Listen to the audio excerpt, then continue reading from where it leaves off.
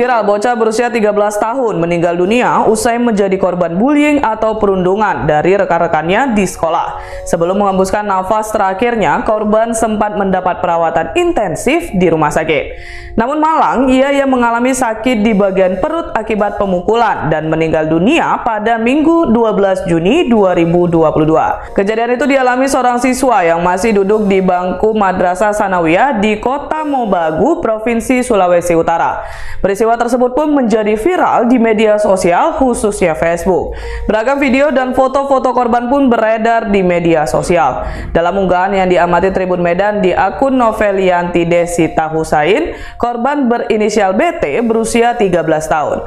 Selain BT, korban perundungan lainnya yakni APB berusia 13 tahun. Dia mengatakan ada 4 orang korban dalam kasus ini. BT adalah korban terakhir dan satu-satunya yang meninggal akibat penganiayaan itu.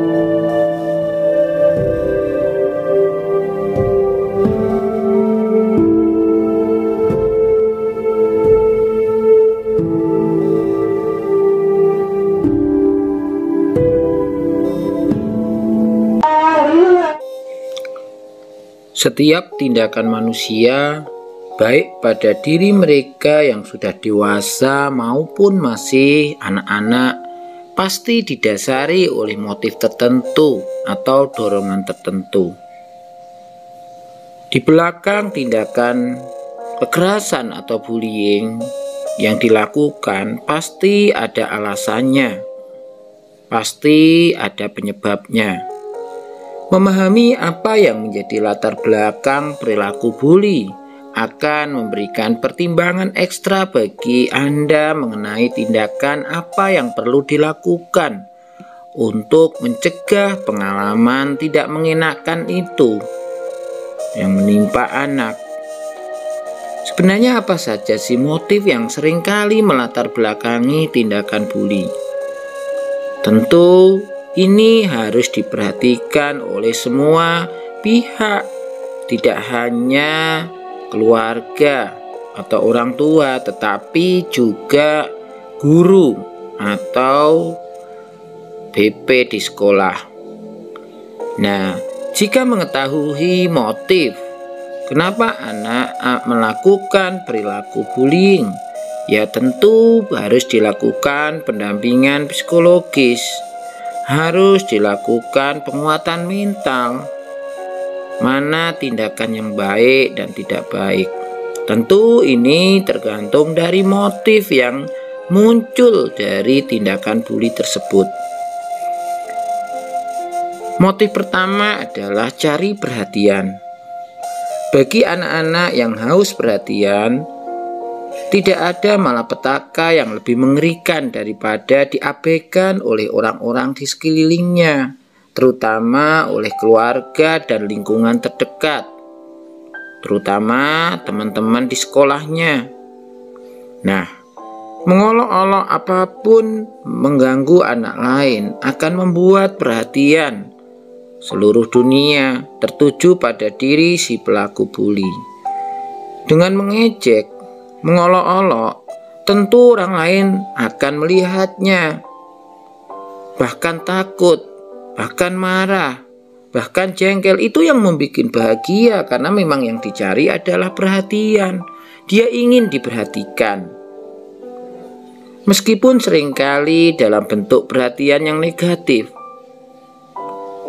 Tapi hal ini tidak menjadi masalah karena bagi mereka mendulang perhatian negatif selalu terasa lebih baik daripada tidak diperhatikan oleh orang sama sekali.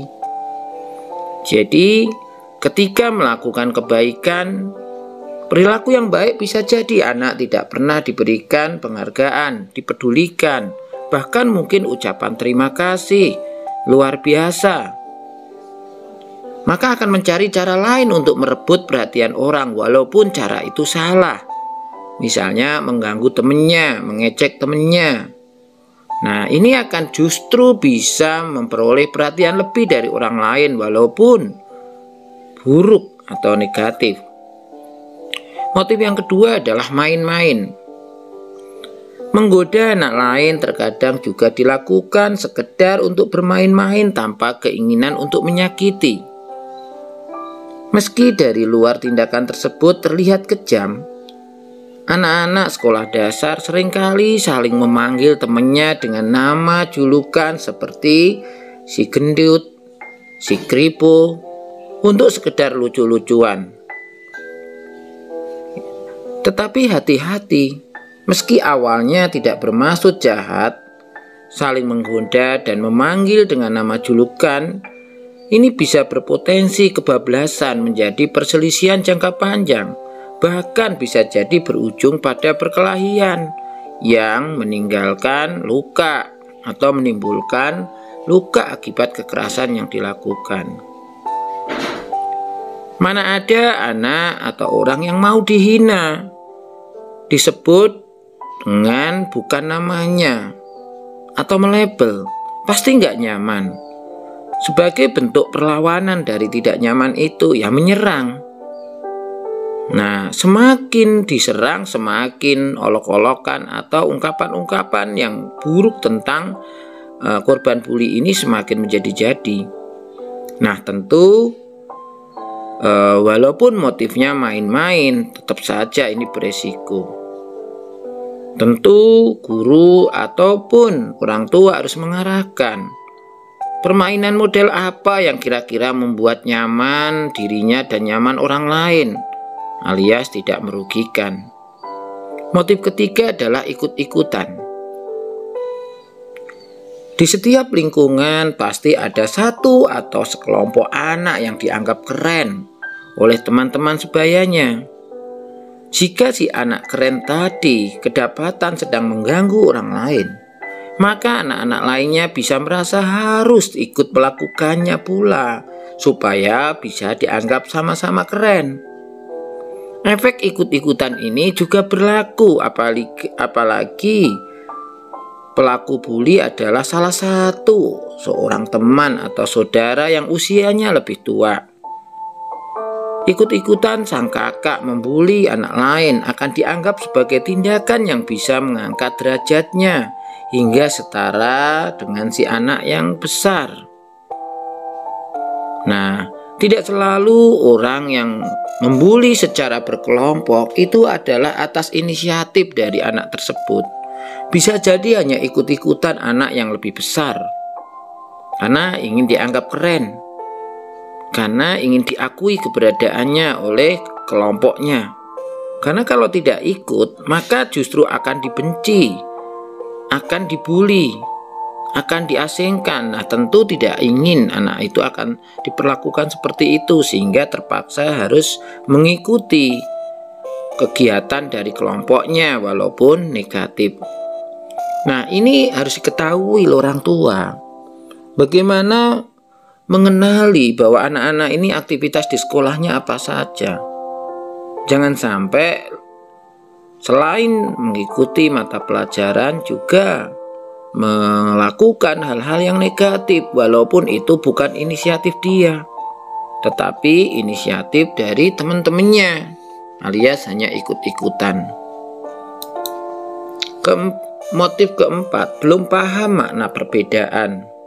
Anak-anak tidak dapat dengan sendirinya memahami apa sebab anak tetangga di sebelah rumah Anda mengenakan kacamata setebal pantat botol, atau mengapa teman sekelasnya di kelas 2 berjalan dengan sebelah kaki yang pincang. Jika tidak bisa memahami apa yang dilihatnya, maka mereka tidak mampu menunjukkan empati pada anak lain yang penampilannya berbeda tersebut. Dengan demikian, sesuatu yang berbeda tadi dianggapnya sebagai bahan hiburan, lelucon. Itulah sebabnya mereka senang mengolok-ngolok temannya dengan sebutan si mata empat, si pincang, si gendut, si kurut, si cebol, dan sebagainya. Tentu hal seperti ini harus dihindari. Siapapun yang menjumpai harus mendudukkan anak tersebut dan menjelaskan. Tidak selalu orang sama satu dengan yang lainnya, karena pada intinya orang itu unik. Ya, diberi keunikan atau sesuatu yang berbeda oleh Allah, tentu harus disyukuri dan orang lain harus bisa menerima apa adanya, bukan sebagai korban atau sasaran bullying. Karena yang dibully pun sebenarnya tidak mengendaki kondisi tubuhnya. Tentu ini akan bisa meningkatkan kepahaman anak-anak terhadap makna sebuah perbedaan. Yang kelima, ekspresi perasaan frustasi. Efek bully bisa bermacam-macam.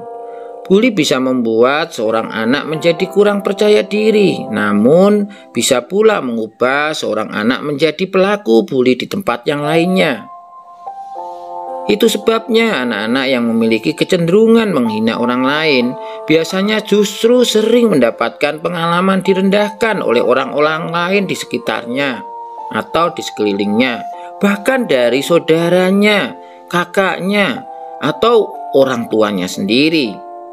Sesekali mereka ingin merasakan dirinya berkuasa dengan cara balik merendahkan orang lain. Jadi kalau anak kita mengganggu temannya atau melakukan bullying kepada temannya, bisa jadi itu hasil dari apa yang orang tua lakukan di rumah atau kakaknya lakukan di rumah. Kenapa? Ingin menunjukkan bahwa dia pun bisa kok berkuasa. Ketika di rumah ditekan, diperlakukan tidak adil, dibuat tidak nyaman, ketika di sekolah dia akan mencari korban yang lebih lemah dari dia dan akan menjadi objek bullying.